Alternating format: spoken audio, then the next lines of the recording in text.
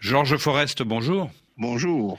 Il y a 101 ans, votre père a créé au Katanga la société Forest et aujourd'hui vous êtes toujours présent à Lubumbashi. Avec plus de 10 000 salariés, vous êtes toujours l'un des premiers employeurs du Congo. Comment avez-vous fait pour résister à tous les chaos, tous les soubresauts de la vie congolaise ? Alors, d'abord, notre qualité de travail, ça, c'est une réputation que nous avons, que les choses que nous faisons sont impeccables. Nous avons aussi un rôle d'engagement social. Mes parents l'ont toujours dit que quand un pays vous apporte quelque chose, de redistribuer une partie à la population. Ce que nous avons toujours fait. Nous avons créé des écoles, des centres hospitaliers. Nous avons le meilleur hôpital du Grand Katanga. Et tout ça accessible à toute la population. Nous avons des puits d'eau dans les villages. Et nos activités ont toujours été des activités de qualité dans le respect de l'éthique et du pouvoir en place. Alors vous racontez dans votre livre Un siècle de rêve aux éditions du Cherche-Midi que votre père et vous avez eu de nombreuses amitiés dans la classe politique congolaise. Comment avez-vous fait, Georges Forest, pour être ami à la fois avec Justin-Marie Bomboko,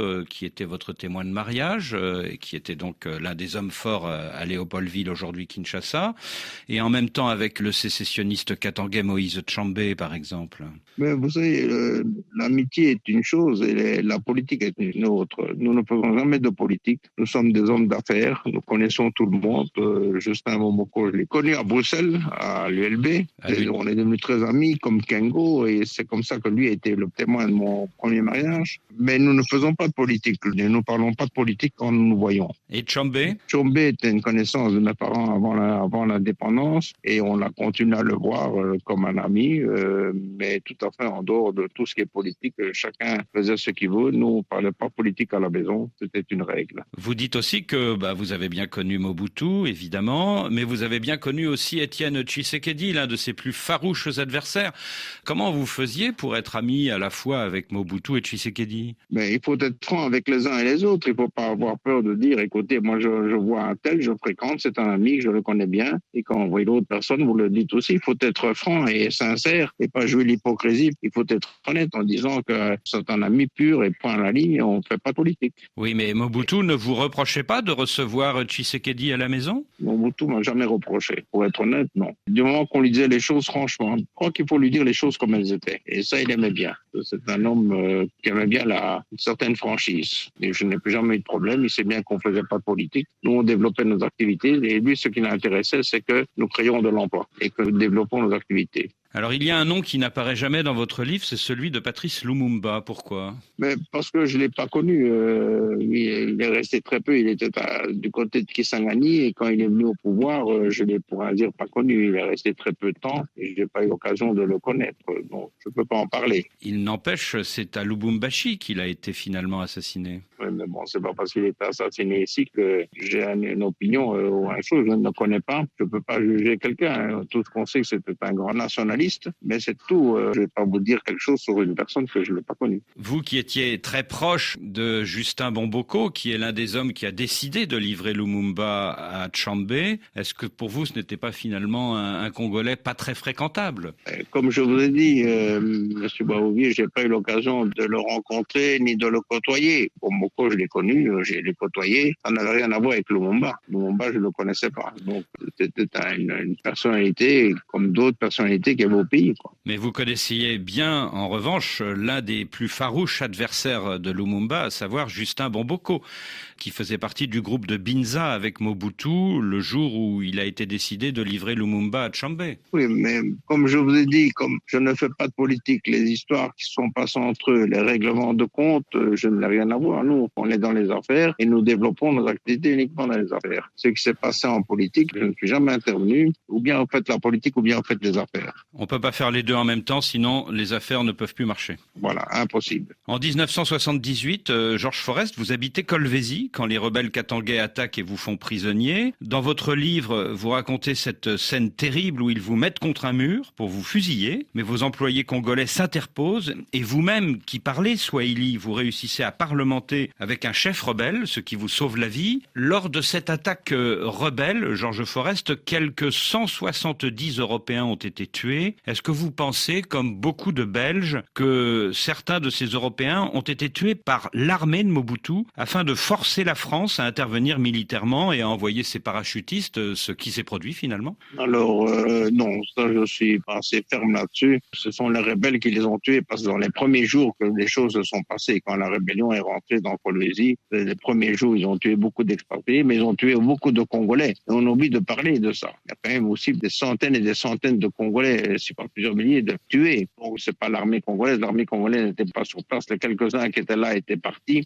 Et c'est quelques jours après que les troupes ont commencé à venir parachuter et tout. Les troupes congolaises qui ont repris l'aéroport de Kolwezi d'ailleurs, ce qui a permis aux troupes belges d'atterrir. Mais la Légion a sauté. Heureusement que la Légion a sauté parce qu'elle a quand même permis de sauver toute une population importante, des dizaines de milliers de gens. Parce qu'on ne savait pas à un moment comment ça allait tourner cette rébellion. Ils commencent à s'énerver et à tuer de plus en plus de gens. Dans ses premières années de pouvoir, vous dites que Joseph Kabila était un bon président, mais qu'ensuite, à cause de son entourage notamment, la corruption a gangréné tout le régime. Était-ce impossible à la fin de faire des affaires sous le régime de Joseph Kabila? Non, ça devenait très compliqué, effectivement.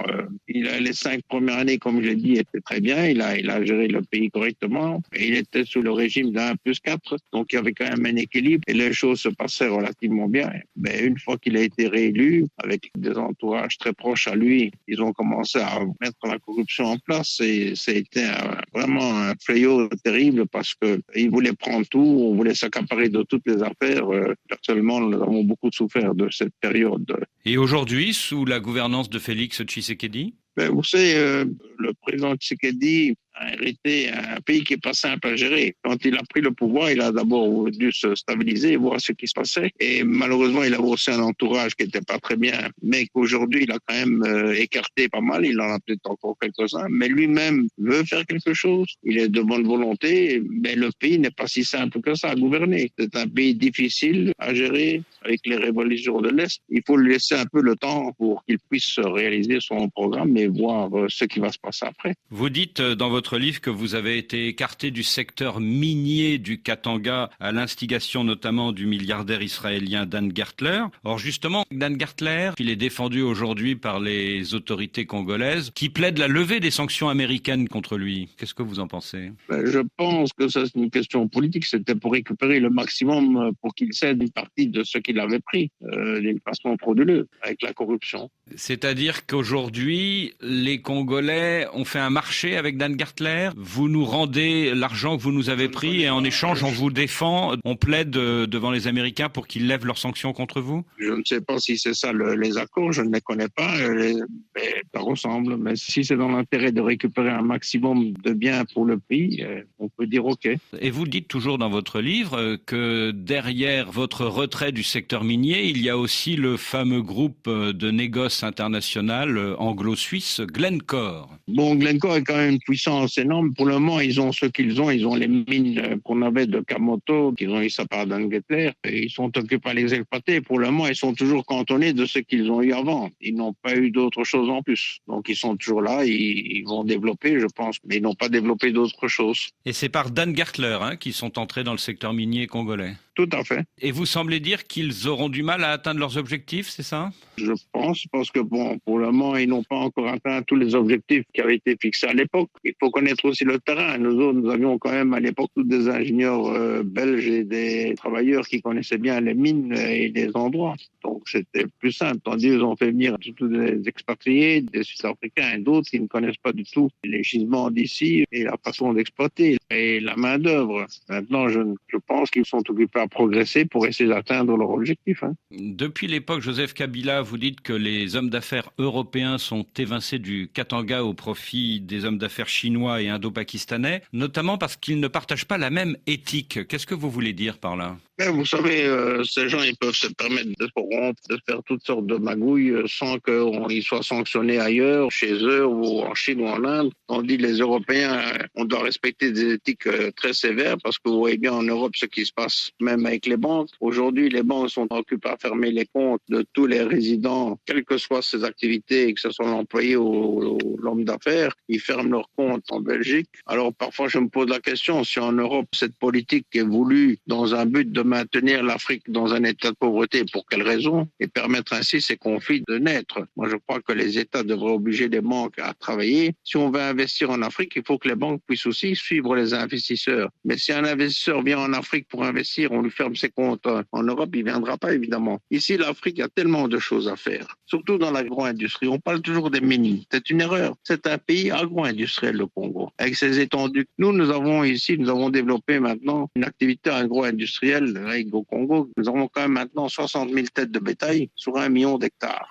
Nous faisons 10 000 hectares de maïs, 1 500 hectares de blé, nous commençons. Nous faisons aussi 1 500 hectares de soya. Nous avons une minoterie. Nous avons une biscuiterie qui produit 36 000 tonnes de biscuits par an. Donc, il y a tellement de choses à faire dans ce pays, or que nous, notre objectif est de la terre au produit fini localement. On ne veut pas importer. Si nous faisons le blé, c'est pour nos biscuits. Et après, nous ferons aussi du blé en plus pour les boulangeries. Parce que si on peut rendre le pays autosuffisant, c'est magnifique. L'autosuffisance est la base de tout. Donc l'avenir, c'est l'agro-industrie. L'agro-industrie, indiscutablement. Pour moi, c'est l'agro-industrie. Il y a actuellement, Georges Forest, sur le bureau de l'Assemblée nationale à Kinshasa, un projet de loi qui vise à écarter de la future présidentielle tout candidat qui n'est pas de père et de mère congolais. Qu'est-ce que vous en pensez? C'est un dialogue qui appartient aux Congolais et c'est à eux à le débattre. Je ne vais pas me mêler de cette affaire. Alors ce projet de loi vise à écarter de la présidentielle quelqu'un que vous connaissez bien, c'est Moïse Katumbi, l'ancien gouverneur du Katanga. C'est un de vos amis, votre fils aîné est même le vice-président du club de football tout-puissant Mazembe que préside justement Moïse Katumbi. Qu'est-ce que vous pensez de cette manœuvre pour écarter Moïse Katumbi?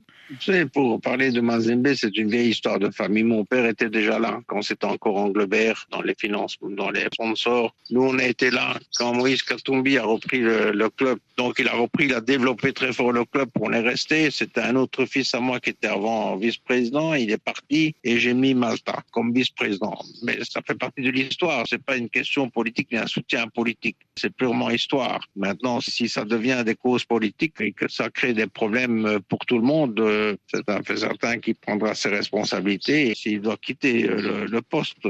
Oui, s'il le faut, votre fils aîné, Malta, quittera son poste. C'est ça que vous voulez dire? Oui, si on estime que ça doit créer des problèmes, ça c'est un fait certain qu'il va prendre ses responsabilités. Mais les affaires restent les affaires. Si on mélange le football à la politique, si on mélange le sport avec la politique, comme nous on veut pas faire de la politique, mais forcément il devra se retirer. Mais Moïse Katumbi, c'est un ami ou pas? C'est un ami, et c'est pas parce que c'est un ami que l'amitié est une chose et la politique est une autre. Ne mélangeons pas les objectifs et les sujets. Si je n'ai pas voulu vous parler sous la loi, c'est parce que je fais pas de politique et c'est pas à moi d'intervenir là-dedans. Le projet de loi sur la congolité. Congolité, tout à fait. Georges Forest, vous qui aviez 20 ans à l'indépendance en 1960, quel est à vos yeux le plus grand homme politique de l'histoire du Congo? Monsieur Kengo. Kengo Wadondo? Kengo Wadondo. Qui a été donc Premier ministre de Mobutu. Oui, et président du Sénat aussi. Pourquoi Kengo? C'était un grand politicien, un homme courtois qui gérait bien les affaires. C'était un bon gestionnaire, assez rigoureux. Chaque fois qu'il a géré le pays, il y avait toujours un mieux. Donc c'est à lui que je pense, dans les bonnes conditions. Kengo Wadondo qui nous écoute peut-être et qui a donc été Premier ministre à la fin du régime Mobutu et président du Sénat sous Joseph Kabila. À quoi est due cette longévité politique exceptionnelle à votre avis? Je crois que c'est un homme très compétent. Mais vous savez, j'ai cité Kengo. C'est difficile à dire quel est le meilleur parce que dans les présidents, il y a, par exemple ici, l'actuel président, il y a juste 4 ans qu'il est au pouvoir. Il faut laisser aussi le temps au temps de réaliser. Il a hérité d'un pays très difficile. Mobutu a fait des bonnes choses ces 5 premières années aussi de régime. C'est-à-dire qu'il avait quand même aussi rétabli l'unité du pays et la fierté de la nation. Donc voilà, c'est difficile de dire quel est le meilleur. Ils sont très bien tous, voilà. Georges Forest, merci. Merci, M. Boisvier.